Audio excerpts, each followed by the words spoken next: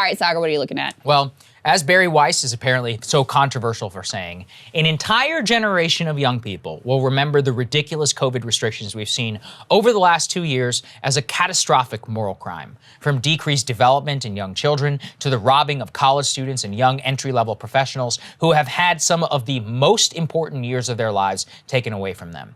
And yet, I still get messages every day from parents. But Saagar, we simply don't know. You can't understand because you're not a parent. You're a heartless child killer. Perhaps it's true that I cannot empathize fully because I don't have kids. But I can at least try to convince you that championing restrictive policies for children is bad and not based upon my personal experience, but based upon actual data. Sometimes it takes a more neutral party to take the emotion out and to deliver a level-headed case. So here we go. On the fourth point is mortality. Every other day, you see some story like this that goes viral about a kid who died of COVID.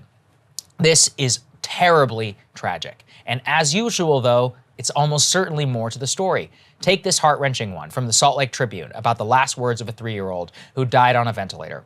That is horrific. But the headline is that COVID isn't so mild for kids. And yet in the very same story, they tell you right there that the child who died also had asthma, pneumonia, and quote, other illnesses. In other words, this child was very, very, very ill. And like almost everyone who dies from COVID, there were many, many other factors at play. Furthermore, a single story like that doesn't tell parents all of anything. What is the actual risk of dying from COVID for my child? The media doesn't tell you that. Luckily, Dr. Peter Attia actually crunched the numbers because the media is refusing to do so, and the results will literally shock you. Put this up there on the screen. This chart shows the US death rate for age groups under 35 as a multiple of the COVID death rate. Okay, so for children ages 0 to 5, they are 11 times more likely to die in a car accident, 9.5 times more likely to die of homicide, 12 times more likely to die from drowning. For ages 5 to 14 years, these children are 10.5 times more likely to die of a car accident, 6.5 times more likely to die of suicide, 5 times more likely to die of homicide. Do you guys get the idea? Childhood drowning is far more of a problem right now than children dying of COVID. We would actually be better off putting all of our current energy and around school closures en masse into lifeguards and teaching kids how to swim. It would actually protect more children and save more lives. So that is on the absolute risk side. But what else should we consider? Of course, the top responsibility of a society is to care and nurture its young for the future. How is nurturing going in the COVID era? As I have previously alluded to, it's a catastrophe. Infants born during the pandemic score lower on average on tests of gross motor, fine motor, and communication skills compared with those who were born before it. It didn't matter whether the parent was infected with COVID or not. In other words, it is a result of the pandemic environment and restrictions themselves. Furthermore, when looking at infants' neurodevelopmental scores, it actually gets way worse. Go ahead and look at this chart. Pandemic-born babies scored 2 standard deviations lower than those who were born before the pandemic on a suite of tests that measure development in a similar way to IQ tests.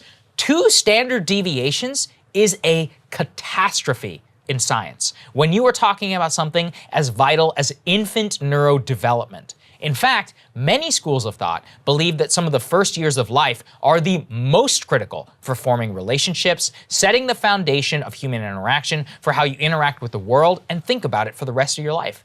The researcher who made that discovery believes that the #1 cause of this level in developmental IQ and cognition is a drop in human-to-human interaction amongst children. On the motor skills side, the explanation is also obvious. A large portion of motor skill development for kids is developed through play in public, on the playground, finding out what hurts, what doesn't, chasing after one another, and guess what is not happening during COVID restrictions? All of that. Furthermore, if I have not convinced you yet, let me make this case too. The #1 thing I hear as a defense of all of this is, it's okay, kids are resilient. Well, Mary Catherine Ham put this very well in The Atlantic, where she writes, quote, "It's not a kid's job to be resilient. It's a parent's job to be resilient for them, to spare them from our fears and worries. The longer we abdicate, the more damage we do." David Leonhardt also expanded on this in the New York Times. In effect, childhood masking and children restrictions are inflicting more harm to children in exchange for less harm to adults. That is the long and short of it all.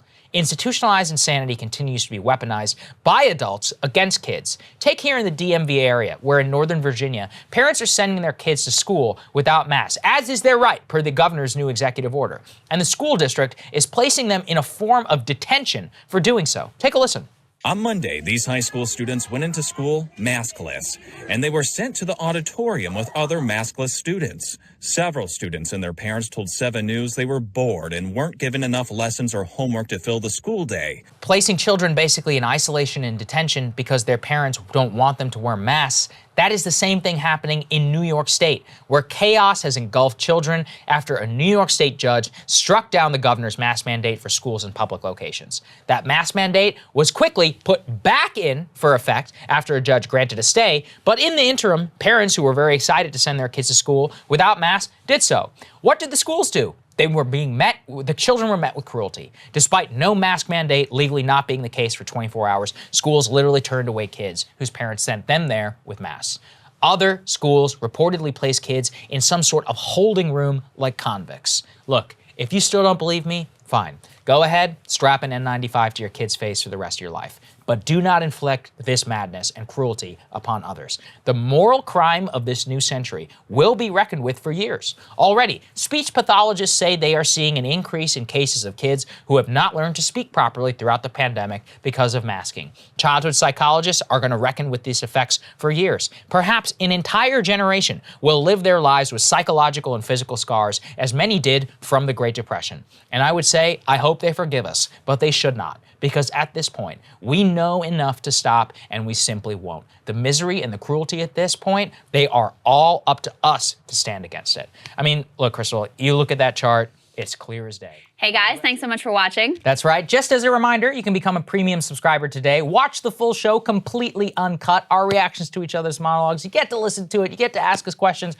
all that good stuff. Link is right there in the description or at breakingpoints.com. Best of all, great way to say screw you to the mainstream media.